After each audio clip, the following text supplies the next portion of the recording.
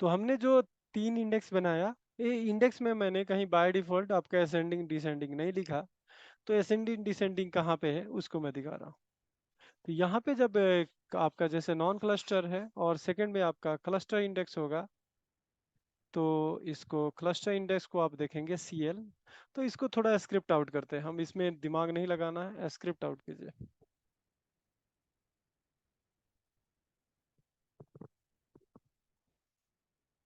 Okay, तो ये script इसका क्रिएट हो रहा है कि इस इंडेक्स को बनाने के लिए क्या स्क्रिप्ट रिक्वायर्ड है। तो आप देख लीजिए, लिखा हुआ है असेंडिंग। हमने जो बनाया था, यही बनाया था, create cluster index this on this, and what is the id, it's a descending. Let me convert। अब एक और करते हैं काम, मैं इसको इसी के अंदर मतलब कि किसी और टेबल के अंदर यहाँ पे जाता हूँ। इसमें इसमें भी एक क्लस्टर का नॉन क्लस्टर आपको बताया था ये भी। यहाँ पे भी देखिए, ओके ये क्या आ गया, रिकॉर्डिंग इन प्लेस करना है।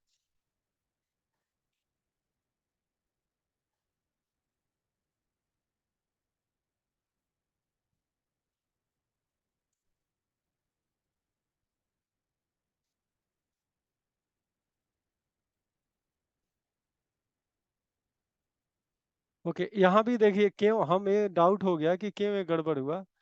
कि आप देखिए यहाँ पे भी नॉन क्लस्टर बना है बट असेंडिंग ऑर्डर में है। अगर ये हटा दिया होता असेंडिंग तो ऐसे भी बन सकता है, लेकिन बाय डिफॉल्ट ये क्या करेगा, आपका बाय डिफॉल्ट असेंडिंग ऑर्डर ये ले लेगा। लेकिन मैं अगर मैं जाता हूँ इसमें क्लस्टर इंडेक्स वाला नॉन क्लस्टर है, मैं क्लस्टर एक बनाना चाहता हूँ जो पहले स्क्रिप्ट आउट किया है। यहाँ पे एक मैनुअल भी क्रिएट करने का तरीका है जो आपको क्वेरी से बनाया था। इस पर राइट क्लिक करना है, न्यू इंडेक्स, यहाँ पे करना है क्लस्टर। दोनों में कोई डिफरेंस नहीं है क्लस्टर पे, और दोनों पता रहेगा तो बेटर रहेगा कि कभी कल के डेट में कुछ मिलता है तो आप करेंगे। तो यहाँ पे क्लस्टर का जो भी नाम देना है मैंने लिख दिया IDX। क्लस्टर लिखना है तो CL मैंने लिखा। ओके, किस टेबल के अंदर, तो उस टेबल का नाम लिखना पड़ेगा। तो TBL मैं जस्ट लाइक इंफॉर्मेशन ऐसे कुछ भी लिख सकते हैं, पूछेगा नहीं। लेकिन आप नाम देंगे तो इस इंडेक्स को नाम देख करके आपको पता लगेगा किस टेबल का ये इंडेक्स है। किस टेबल पे क्रिएट करना है कॉलम पे, तो ID। ठीक है, यहाँ पे आप ऐड कर लेंगे कॉलम, कौन सी कॉलम है, तो मैंने इसको सेलेक्ट किया, ओके कर दिया। मल्टीपल कॉलम भी क्रिएट कर सकते हैं, और इसको स्क्रिप्ट आउट कीजिए। असेंडिंग है, यही इंडेक्स है जो मैंने अभी दिला है। यहाँ पे असेंडिंग की जगह पे आप कर दीजिए डिसेंडिंग, ओके कीजिए। अब यहाँ पे आपका क्लस्टर इंडेक्स बन गया है। और अब डाटा को चेक कीजिए कि क्या आ रहा है डाटा, क्योंकि हमने तो कुछ अभी किया नहीं है, ओनली वी क्रिएटेड इंडेक्सेस। और उस क्वेरी को आप फिर से चलाएंगे, सेलेक्ट वाला, किसका, पहला में किए थे ना, क्लस्टर इंडेक्स, इसको चलाइए। लेकिन इसमें तो क्लस्टर है, तो इसको रूल क्यों नहीं फॉलो कर रहा है। ये काम करते हैं, डाटा इंसर्ट करते हैं दूसरे टेबल के अंदर, पता लग जाएगा क्या कर रहा है। तो पहला टेबल के अंदर फिर से डेटा में डालता हूँ। अभी क्या कर रहा है, ये असेंडिंग ऑर्डर ही फॉलो कर रहा है, ये असेंडिंग ऑर्डर ही फॉलो कर रहा है। ये काम करते हैं, इस इंडेक्स को आपका एक क्लस्टर इंडेक्स है ये वाला नॉन क्लस्टर, इसको मैं करता हूँ डिलीट, ये इंडेक्स मुझे नहीं चाहिए। और उसके बाद डेटा को चेक करते हैं। और ये कौन सा टेबल में मैंने किया, 1 में, ओके 1 में देखते हैं। देखिए, लेकिन गलत कर रहा था क्या, हम 2 में चेक कर रहे थे क्या। नहीं सर, वन में ही कर रहे थे पहले भी। तो राइट है ना। तो इट मीन्स कि जो भी इंडेक्स वहां नहीं। पे होगा, अब इसके बाद मैं ये काम करता हूँ, फिर से नॉन क्लस्टर इंडेक्स बनाता हूँ। ठीक है, नॉन क्लस्टर इंडेक्स अब क्रिएट कर रहा हूँ मैं। और ये है, सॉरी इसको भी मिस कर दिया मैंने कि यहाँ पे असेंडिंग करना था। ओके, तो मैं इसको इंडेक्स को डिलीट करता हूँ, ठीक है, नॉन क्लस्टर को। और मैं क्लस्टर में मैंने कहा असेंडिंग, और नॉन क्लस्टर में कर रहा हूँ इसको, क्लस्टर में कहा डिसेंडिंग, इसमें कर रहा हूँ असेंडिंग। ओके, अब इसके अंदर आप जाके डाटा चेक कीजिए क्या आ रहा है। आपका यही है, यानी कि जो आपका नॉन क्लस्टर में बन रहा है रूल, वो नॉन क्लस्टर वाले रूल को फॉलो कर रहा है, ना कि क्लस्टर वाला रूल को फॉलो कर रहा है। एक्सपेंड करता हूँ और दोनों को देखते हैं क्या है। इसमें आपका था डिसेंडिंग, लेकिन डिसेंडिंग को फॉलो नहीं कर रहा है, असेंडिंग को फॉलो कर रहा है। देख रहे हैं, ये डिसेंडिंग है। तो आपको माइंड में ये रखना है कि जब भी इंडेक्स बनेगा तो नॉन क्लस्टर वाला जो भी बिहेवियर होगा वो रेप्लिकेट होगा एक्चुअल एनवायरनमेंट में। ठीक है, तो आपका नॉन क्लस्टर असेंडिंग है और डेटा आपको अभी इंसर्ट करते हैं फिर से। नहीं, आई थिंक लास्ट में जो हम इंडेक्स जो भी क्लस्टर या नॉन क्लस्टर लास्ट जो असाइन कर रहे हैं उस पे हो रहा है वो। तब तो ये मतलब काम और करते हैं। क्लस्टर को हम लोग फिर ओके, तो से एक बार हमारे, क्लस्टर को चेंज कीजिए। तो यानी कि नॉन क्लस्टर एक और इंडेक्स बनाऊं और डिसेंडिंग कर दूं तो डिसेंडिंग हो जाएगा। देख हाँ, लेते हैं। क्लस्टर वाला। नहीं नहीं, अब नॉन क्लस्टर में एक और बना रहा हूँ, उसका नाम ये रहेगा, और इसको मैं कर देता हूँ डिसेंडिंग। तभी क्या होना चाहिए? डिसेंडिंग हो जाएगा। लास्ट जो बन रहा है शायद आईडी पे वही हो रहा चलिए, हाँ, ये हो सकता है मे बी केस कि लेटेस्ट वाला जो भी इंडेक्स अप्लाइड होगा है। वो आपका होगा, लेकिन अपना सेलेक्ट कमांड कहाँ गया?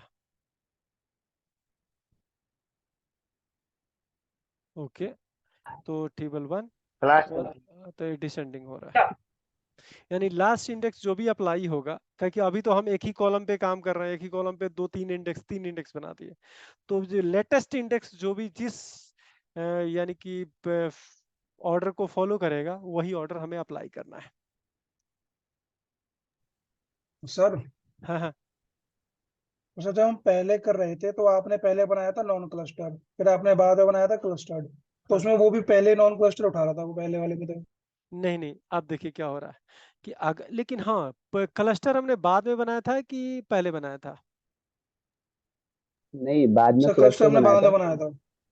लेकिन बा फिर थर्ड टाइम वापस आपने नॉन क्लस्टर में जाके नहीं नहीं, तो it ascending means, order change करके तो ये तीसरी यानी बार कि बनाया। ये पहले तो प्रायोरिटी हो रहा है कि नॉन क्लस्टर ही कंसीडर हो रहा है। हाँ जी, हाँ जी, हाँ अगर जी। कुछ भी नहीं है तब वो जो क्लस्टर होगा उसको कंसीडर होगा। नॉन क्लस्टर ही कंसीडर हो रहा है जो लेटेस्ट वाला है। अगर हाँ जी। पांच फाइव टाइम्स हमने नॉन क्लस्टर बनाया तो लेटेस्ट वाला जो भी मैं उसका सॉर्टिंग क्राइटेरिया होगा उसी को काम करेगा। बिल्कुल सर। चलिए, अब ये काम करते हैं सॉर्टिंग। तो आपको ये पता लग गया कि इस स्ट्रक्चर को फॉलो करते हैं सॉर्टिंग डिसेट होता है। अब मैं एक इसी में लास्ट करते हैं, उसके बाद इंडेक्स मेंटेनेंस खत्म कर देंगे 5 मिनट में। जो आर्के पहले आप सुने होंगे एक बी ट्री होता था और एक बाइनरी ट्री होता था। तो आपको मैं अगर जी बता सर। दूं तो बी ट्री जो होता था, बी ट्री और बाइनरी ट्री, तो आपके जो ये लीफ नोड है ना, जैसे हम लोग अभी आर्किटेक्चर बना, ये सारे लीफ नोड होते हैं। ये वाला जो एरिया है लीफ नोड है।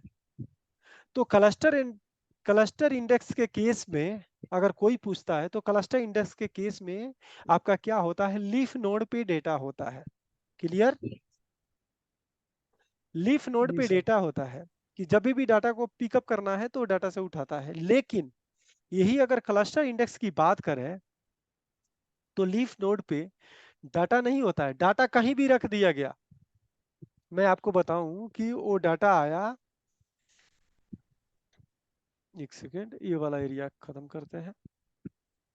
अगर मान लीजिए कोई डाटा आ रहा है मेरे पास और मैंने क्या किया, डाटा यहाँ एंट्री किया 1 2 3 4 5 6 7 8, कुछ भी आते गया, ये मान लीजिए डाटा आ गया। तो दोनों क्लस्टर और नॉन क्लस्टर में क्या है, क्लस्टर के केस में ये सॉर्टिंग होके एकदम सॉर्टिंग फैशन में लीफ नोड पे डेटा ये रहेगा। ओके, ये सारे एक एक डाटा है, मैं एकदम इसको ऐसे कर देता हूँ एज, ये सारे डेटा है। Okay, all are data. तो ये क्या करेगा, ये आपको डेटा लीफ नोड पे मिलेगा क्लस्टर इंडेक्स के केस में। बट नॉन क्लस्टर में क्या होगा, लीफ नोड पे डाटा नहीं होगा, हर डेटा का कोई ना कोई एक रेफरेंस होता है, एड्रेस होता है, एड्रेस और रेफरेंस, ठीक है। तो उस एड्रेस और इसका डाटा ना होके यहाँ पे डेटा का केवल एड्रेस होगा। अगर मान लीजिए कि मैं इसका एड्रेस मान लेता हूँ 3 का एड्रेस 101, कुछ भी समझ लीजिए, इसका मान लेता हूँ 30 समथिंग, तो यहाँ पे डाटा नहीं होगा। बेसिकली यहाँ पे अगर होगा तो मैं कहूँगा 100 का, यहाँ पे 1001 एड्रेस होगा, ना कि डाटा होगा। तो जब भी मुझे डेटा चाहिए तो मैं ट्री को फॉलो करूंगा और उसका एड्रेस पता करूंगा और एड्रेस से मुझे डेटा मिलेगा। तो इसीलिए अगर मैं बात करूं तो क्या होता है कि क्लस्टर और नॉन क्लस्टर में दो ही मेजर डिफरेंस है कि लीफ नोड पे डेटा होता है क्लस्टर के केस में और सॉर्टिंग फैशन में होता है, और आपका नॉन क्लस्टर के केस में क्या होता है, डेटा स्केटर होता है, उसे कोई मतलब नहीं, बट लीफ नोड पे वहां पे एड्रेस होता है, रेफरेंस होता है उस डेटा का। सिंपल सी समझिए कि आपका एड्रेस जो भी आपका फरीदाबाद का है एड्रेस रहेगा, ना कि आप वहां मिलेंगे। अगर कोई पूछता है कि बताओ कि आपका एड्रेस क्या है, तो आप कहेंगे फरीदाबाद, बट करेंटली आप कहाँ हैं कोई गारंटी नहीं है। हो सकता है कि आप ऑनलाइन कनेक्टेड है, हो सकता है नोएडा से या दिल्ली से या अमेरिका से, तो कोई गारंटी नहीं। तो जब मुझे एड्रेस मिल जाएगा तो मैं उस एड्रेस पे जाऊंगा जहां पे आप मिलेंगे, ठीक है। तो दोनों में मेजर ये डिफरेंस है। एक और बात करते हैं कि क्लस्टर आपका जो होता है, क्लस्टर एक बना सकते हैं एक टेबल में, मैक्सिमम एक क्लस्टर इंडेक्स, और मल्टीपल 999 नॉन क्लस्टर। अब कभी क्वेश्चन ये आता है कि आप एक ही क्यों क्लस्टर इंडेक्स बना सकते हैं, कंपनी ये पूछेगी आपको as a experience 5 year plus. तो कभी भी डाटा आपको पता होना चाहिए, डाटा कभी भी एक ही ऑर्डर में सॉर्ट हो सकती है, मल्टीपल ऑर्डर में सॉर्ट नहीं होगी, ठीक है। अब मैं कह रहा हूं कि इसको असेंडिंग करो या नहीं तो डिसेंडिंग करो, इंडेक्स तो 10 है, लेकिन क्या हो रहा है एक्चुअली डाटा एक ही ऑर्डर में आपका क्या हो रहा है, सॉर्ट हो रहा है। तो नॉन क्लस्टर के केस में, लेकिन क्लस्टर के केस में एक से अधिक इंडेक्स आप नहीं बना सकते हैं।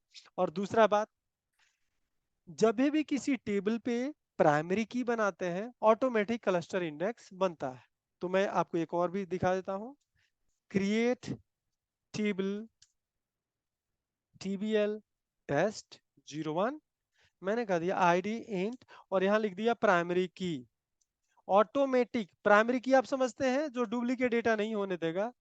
तो इस केस में अगर आप बाय डिफॉल्ट इंडेक्स देखेंगे तो आपका बनेगा cluster index by default, table test A है, और इसके अंदर आप इंडेक्स में जाएंगे तो यहाँ पे देखिए आपका क्या बना है, बाय डिफॉल्ट नेम बना है, हमने नेम नहीं बनाया, और ये बना है क्लस्टर।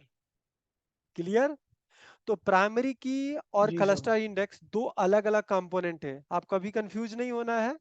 प्राइमरी की और क्लस्टर इंडेक्स दो कंपोनेंट है। प्राइमरी की क्या करता है, डुप्लीकेट एक्सेप्ट नहीं करता है। दूसरा बात, वो नल एक्सेप्ट नहीं करता। नल मतलब कि आप नल वैल्यू इसमें नहीं डाल सकते, ब्लैंक वैल्यू, ब्लैंक इसको भी नहीं कर सकते इन्फिनिटी वैल्यू। अगर आप इसमें नल इंसर्ट करना चाहे तो इंसर्ट नहीं होगा इस टेबल के अंदर। सर हम्म। सर जैसे सर में यूज होता है बाइनरी ट्री और नॉन क्लस्टर्ड में बी ट्री यूज होता है। क्या कर रहे हैं। मैं कह रहा हूँ सर मतलब क्लस्टर्ड इंडेक्स बनाने के लिए हमारा बाइनरी ट्री यूज होता है हम्म। और नॉन क्लस्टर्ड बनाने के लिए बी ट्री यूज होता है। हाँ, एड्रेस होता है। देखिए मेन बात आप समझ लीजिए कि कोई भी ट्री हो, मेन आपका कंसेप्ट होता है कि लीफ नोड पे, मैंने सबसे आखिरी नोड पे, नॉन क्लस्टर के केस में उसका डाटा का एड्रेस होता है और क्लस्टर के केस में डेटा होता है।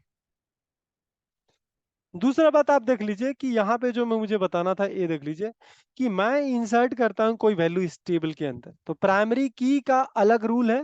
प्राइमरी की दो ही काम करता है, एक तो डुप्लीकेट एक्सेप्ट नहीं करने देगा, और दूसरा आपका नल वैल्यू एक्सेप्ट नहीं करेगा, यानी कि आप नल इंसर्ट वैल्यू करेंगे।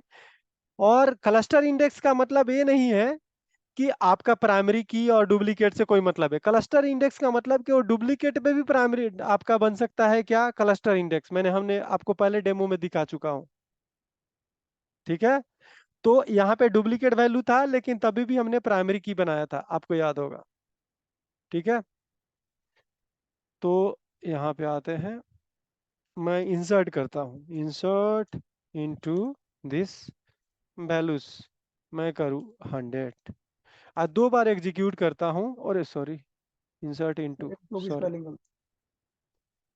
तो आप देखेंगे इंसर्ट हो गया, दोबारा इंसर्ट नहीं, और ये कौन सा टेबल, सॉरी दूसरा टेबल है, ये टेस्ट के अंदर करना था, इसमें हम प्राइमरी की क्रिएट किए हैं। ओके, तो इसके अंदर इंसर्ट किया, हो गया, दोबारा इंसर्ट नहीं होगा, कहेगा कि प्राइमरी की वैल्यूएशन, क्योंकि इसमें प्राइमरी की duplicate can not insert value. उसके बाद इसके अंदर नल भी नहीं जा सकता है, नल यहाँ पे इंसर्ट नहीं हो सकता है। देखिए, null cannot insert this table, does not allow null insert fail.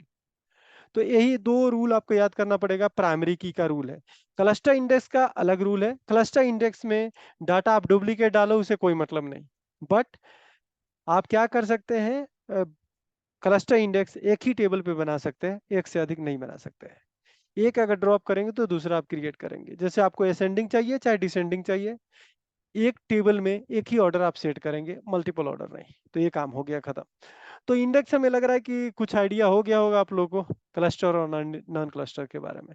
अब आते हैं कि जो हमने मेंटेनेंस प्लान शुरू किया था बनाने के लिए, तो मेंटेनेंस प्लान पता लग गया क्या काम करेगा, जो भी एस्केटर डेटा है उसको क्या करेगा, रीअरेंज करेगा, और इंडेक्स के रूल के अकॉर्डिंग वो आपको डिजाइन होगा। तो ये बहुत छोटा सा स्टेप्स है, इसमें आप टूल में जाएंगे, यहाँ पे होता है रिबिल्ड री इंडेक्स, मतलब सर री।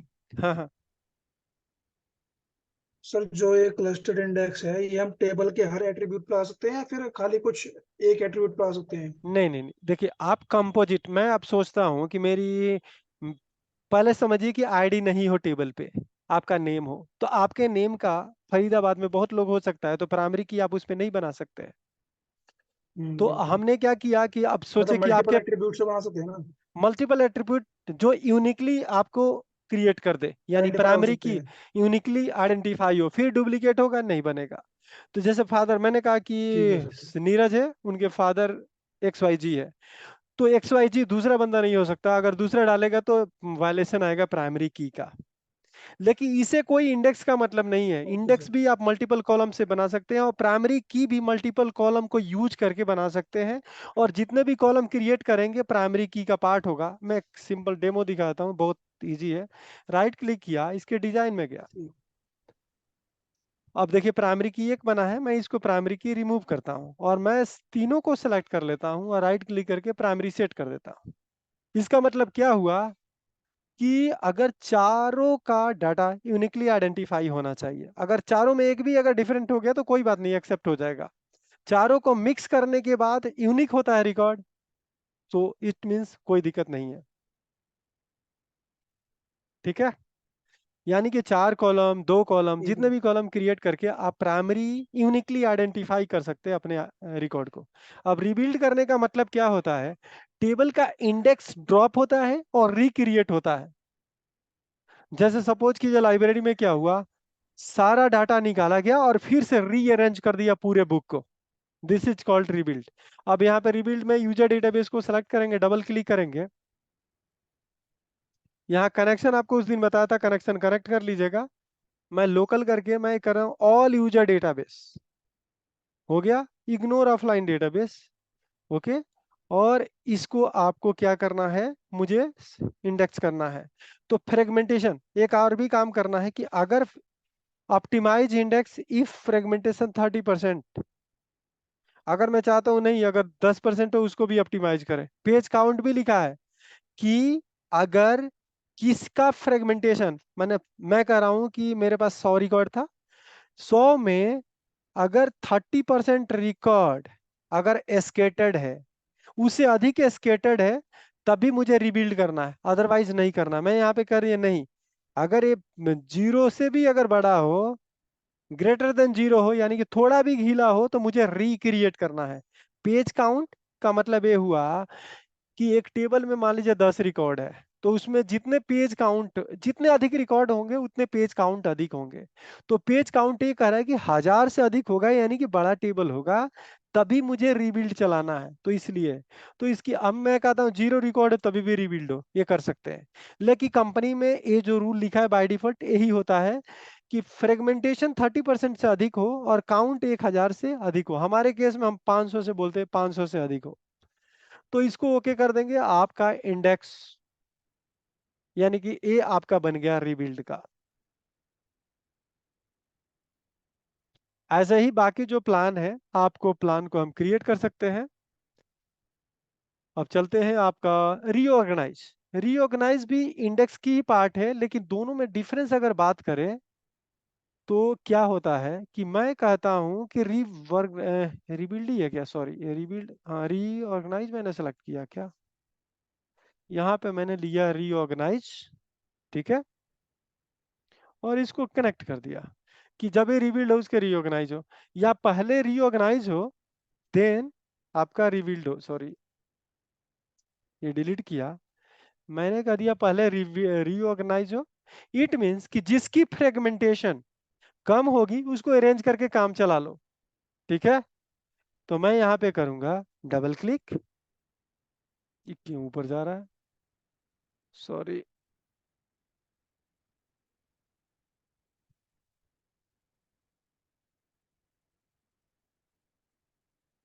ये ऊपर कैसे चला गया, ये तो डाउन होने का नाम भी नहीं ले। चलिए मैं यूजर डेटाबेस से सेलेक्ट कर लेता हूँ ऑल, इसको इग्नोर ऑफलाइन करता हूँ।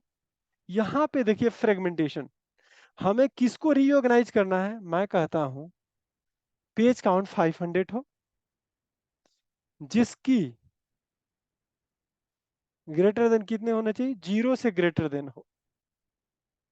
अब देखिए इसका मतलब समझ में आया कि अगर किसी का फ्रेगमेंटेशन 0 से 30% के पास होगा तो ये काम होगा रीऑर्गेनाइज, और जिसका 30% से अधिक होगा वो क्या होगा, रिबिल्ड होगा। क्लियर, समझ में आया। Yes sir, yes sir. यानी कि 30% वाला जो छोटा होगा उसको मुझे ड्रॉप नहीं किया। रीऑर्गेनाइज, इंडेक्स रिबिल्ड और रीऑर्गेनाइज दो प्रोसेस है, याद रखिएगा।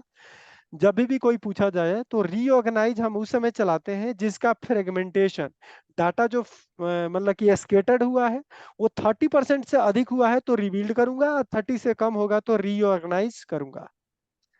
फाइनली ये मेंटेनेंस प्लान होता है। आप जर्नल टर्म में कोई भी पूछेगा तो यही बताइएगा, सारे यही बताते हैं, ठीक है। सर रीऑर्गेनाइज में क्या होता है?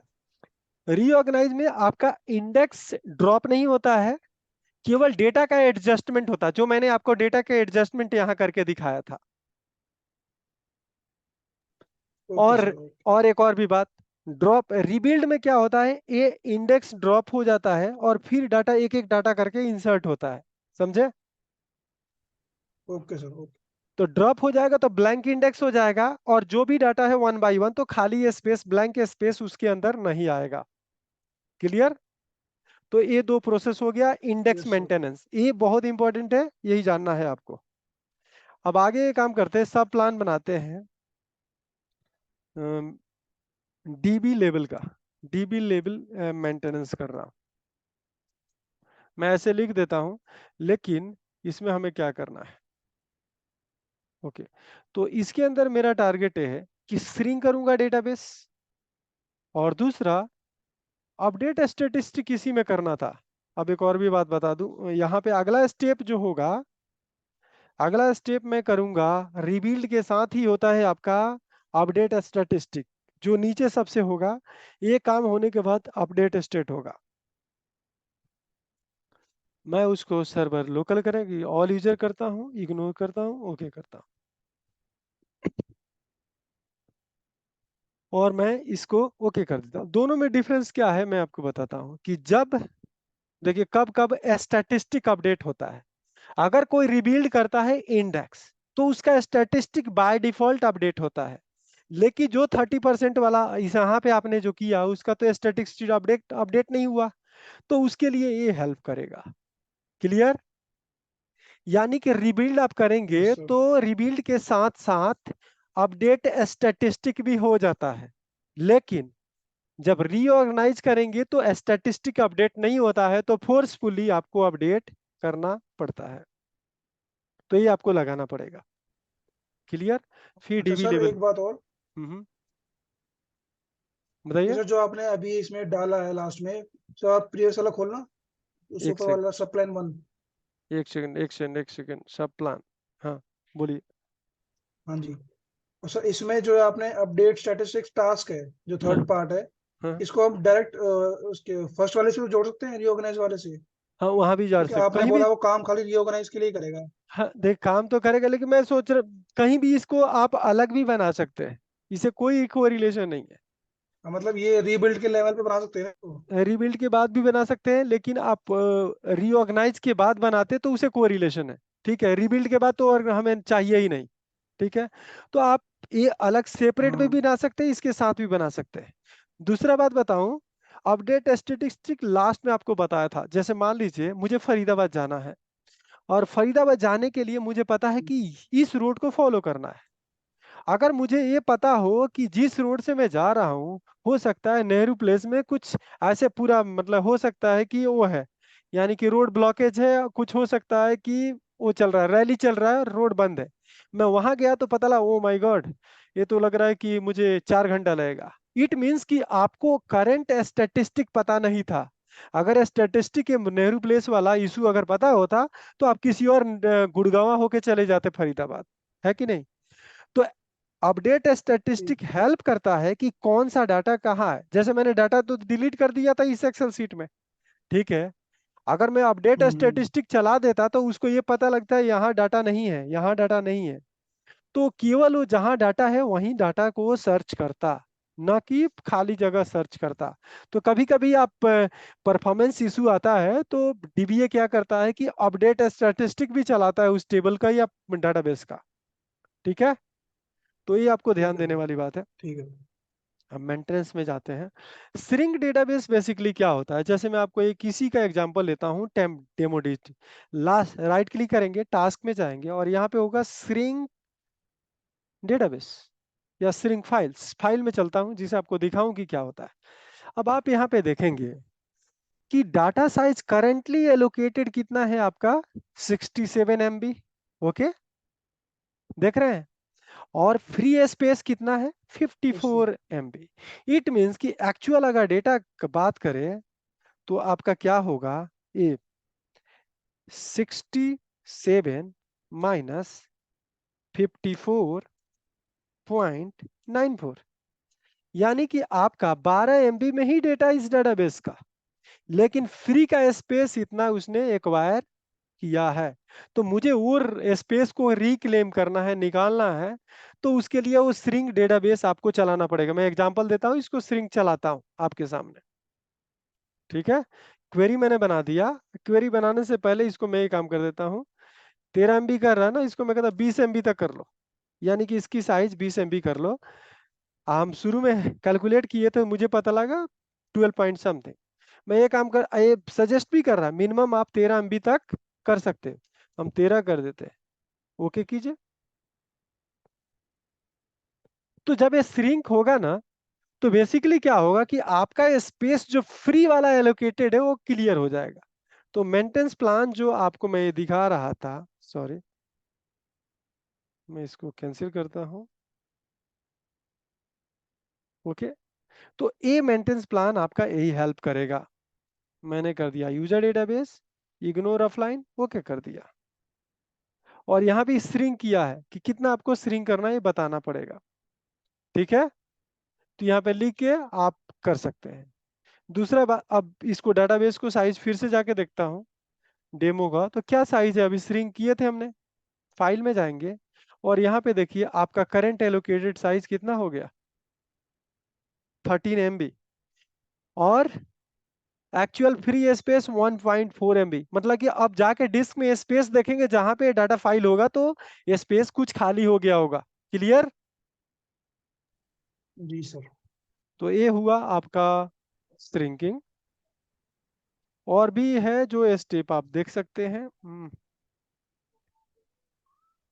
तो एक 10 मिनट में हमारा काम खत्म होने वाला है। और दूसरा देखिए, स्ट्रिंग डेटाबेस हो गया, रिबिल्ड हो गया। नोटिफाई हम नहीं बता सकते हैं कि हमारे पास नोटिफाई करने के लिए कुछ मतलब कि सर्वर नहीं है। जैसे एसएमटीपी सर्वर होता तो मैंने नोटिफाई ये करवाता कि जैसे ये फेल हो जाए जॉब, तो मुझे नोटिफाई करना है कि ये फेल हो गया जॉब, नोटिफिकेशन भेजना। हिस्ट्री क्लीनअप बना दिया था। टीएसक्यूएल, कोई टीएसक्यूएल चलाना है तो मैं सोचता हूँ कि यहीं पे चला देता हूँ। श्रिंक मैं डिसेबल कर देता हूँ अभी के लिए। ओके, नहीं चलाना है मुझे, टीएसक्यूएल को ही चलाना है। और टीएसक्यूएल में चाहता हूँ, यहाँ लिखना चाहता हूँ यूज डेमो डीबी। ठीक है, डेमो एचर था क्या अपना?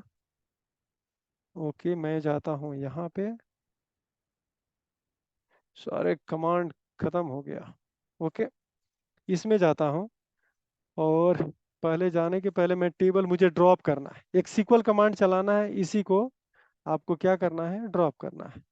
डेमो डीबी, यहाँ पे गए, सीक्वल कमांड चलाना, मैंने लिखा यूज डेमो डीबी, गो लिखा, drop table, table name, drop table this, drop table this. Okay, अब क्या होगा, मैं इस जॉब को अगर चलाऊं, सपोज कीजिए इसको मैंने सेव किया, इसमें केवल ये चलेगा, ये श्रिंक बंद कर दिया कि टाइम लगता। तो मैं इसको सेव कर दिया हूं और इसका नाम है डीबी, डीबी लेबल कुछ लिखा हुआ। तो जॉब को सर्च करता हूं इसमें,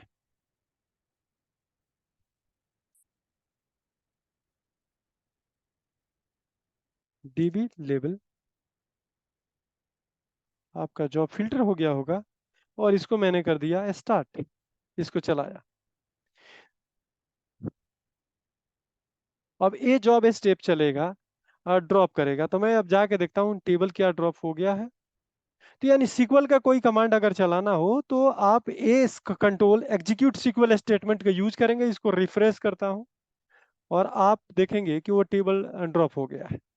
ठीक है, तो ऑलमोस्ट ये हो गया execute SQL jobs. Check DB में बता देता हूं फाइनली। चेक डीबी आप क्या कर सकते हैं कि डेटाबेस का कंसिस्टेंसी चेक करना है, डेटाबेस करप्ट है कि नहीं, तो उसके लिए चेक डीबी चलाते हैं। ऐसे इसमें इंजीनियरिंग की अधिक काम नहीं है। आपको ये करना है कि कोई डाटाबेस अगर करप्ट नहीं है तो उसके लिए आपको ये चलाते हैं कि ये डाटाबेस बताए कि वैलिड है कि नहीं। कहीं करप्शन है तो ये बता देगा, मैसेज कर देगा कि ये करप्शन है। एक और भी था टास्क, को बता दूं, एग्जीक्यूट सीक्वल जॉब।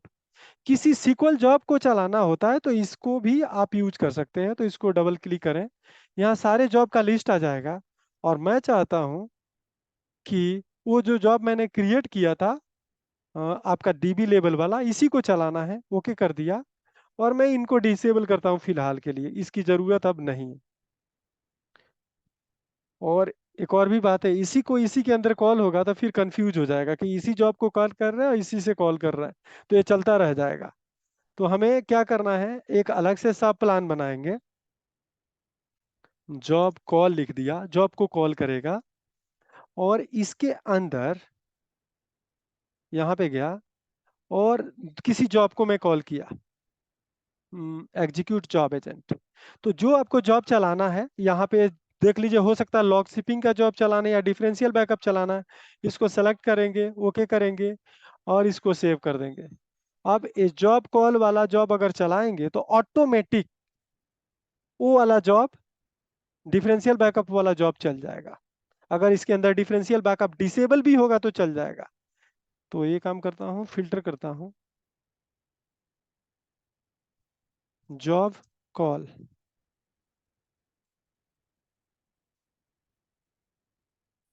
तो आज के लिए हम इतना ही करते हैं और इसको आप चलाते हैं।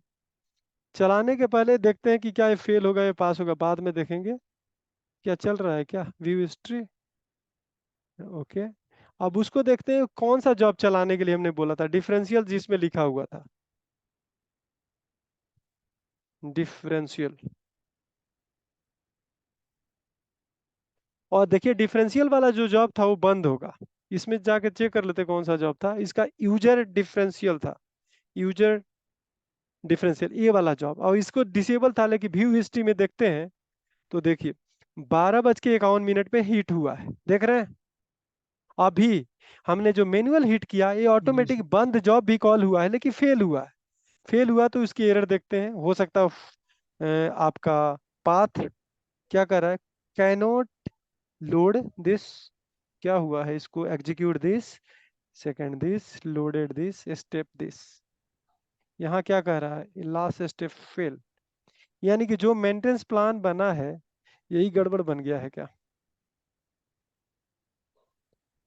तो फाइनली इस जॉब का इशू है इसीलिए वो फेल हुआ, नहीं तो आपका ट्रिगर हुआ है। आप देख रहे हैं कि जॉब ऑटोमेटिक कॉल हुआ है। ठीक है, कि जो हमने मैनुअल यहाँ ट्रिगर किया यहाँ पे आया। अगर मैं इसको फिर से जाता हूँ, जो कॉल करता हूँ और इसको हिट करता हूँ, एक एग्जीक्यूशन था, मैं क्लोज करता हूँ और इसको फिल्टर करता हूँ उसको यूजर डीबी को, तो ये दूसरा एग्जीक्यूशन आ गया होगा, यूजर डीबी इंडेक्स डिफरेंशियल। तो इसको देखिए, ये दूसरा कॉल भी आ गया 12:53 और 12:53 हो रहा है। इट मीन्स कि किसी और जॉब के थ्रू किसी और जॉब को भी कॉल किया जा सकता है। ठीक है, तो आज हमारा मेंटेनेंस प्लान खत्म यस हो सर। गया। और आप ये चेक कर लेंगे, आप लोग एक बार गो थ्रू कीजिए, कोई भी क्वेरी हो तो अगले सेशन में देखेंगे और मेंटेनेंस प्लान के बारे में हम बात करेंगे कि कैसे कंपनी में सेटअप होता है नेक्स्ट क्लास में, जिसमें आपको एक्चुअल बनेगा कैसे। चलिए। हमने R&D इधर उधर करके दिखा दिया कि ये बना दिया ये बना दिया, लेकिन एक्चुअल कंपनी में कैसे बनता है एक हम आपको प्रोटोटाइप दिखाऊंगा, यानी कि कल या परसों जो भी होगा। ठीक है, ओके। ओके। ठीक है सर। कोई क्वेरी अभी तक? नहीं, एक बार नहीं गो सर। थ्रू करेंगे तो हो जाएगा। ठीक ठीक है, okay okay, thank you, thank you sir. Okay bye, thanks.